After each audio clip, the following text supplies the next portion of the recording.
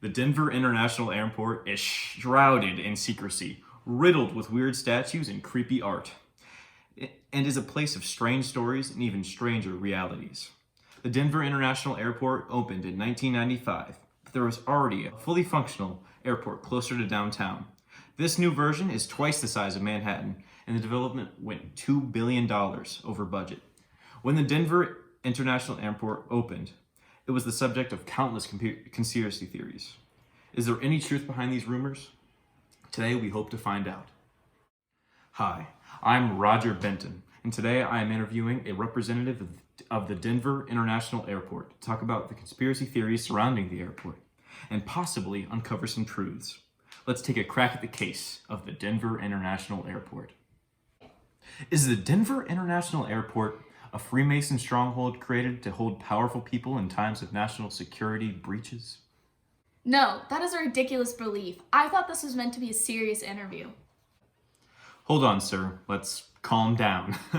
Let me lay out my evidence, some of which you may not even know about, before you answer the question. It does not seem as unbelievable as you may think, once considering all the facts. Let's start with how the airport took 16 months longer to build than they were predicting, and how it was $2 billion over budget. The Denver International Airport ended up having the cost of $4.8 billion, while the New York airport finished construction with a cost of $2.4 billion. New York is one of the busiest cities in the world, yet the DIA ended up with the cost double that of the JFK airport. Why is that? What is hiding in the airport?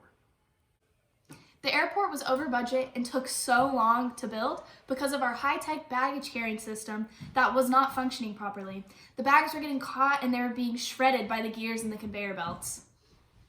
That's interesting, because I find it hard to believe that something this simple could cost over $2 billion to fix.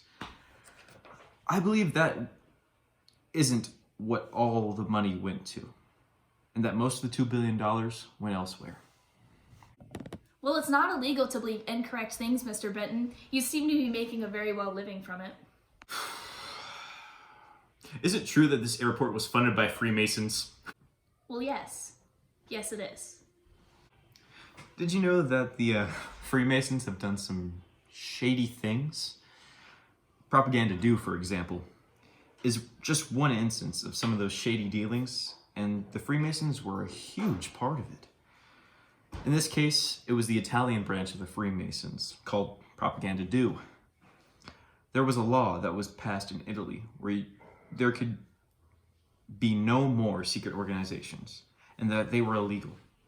Because of this, the Freemasons assassinated many people until they were able to get the ban lifted by the Pope, John Paul II. Wouldn't you agree that those are shady and despicable acts to kill people for an organization's gain? The Freemasons are a respectable organization. They've done countless great things all around the world for all kinds of people. I doubt what you just stated was true. Well then, how about we bring up something else? Let's talk about the airport itself. The airport has a lot of disturbing imagery, like the murals on the walls depicting people in clothes similar to that of a Nazi, around ruins and women holding their dead babies. Some people seem to think that this mural and others like it are depicting the apocalypse. I don't personally think that belongs in any airport, Freemason made or not, and most people you could ask would agree. So I ask you why the respectable Freemasons support such horrible imagery. Well, the murals can be interpreted that way, but what it actually is meaning is, if you were talking to the artist, of course, it's talking about the crime in Denver and the amount of children that lose their lives to it. It's commemorating them.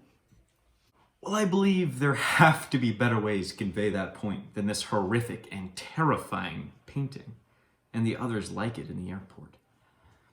Another thing I would like to bring some attention to is this aerial photo of the airport.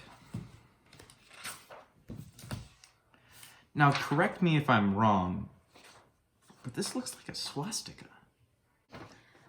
I I don't see a swastika, and even if the landing strips were formed in that shape, isn't that the same symbol as a Hindu symbol? Well, to me, ever since the Nazis used it, it's lost all of their meaning. And I believe it's that way to most others as well.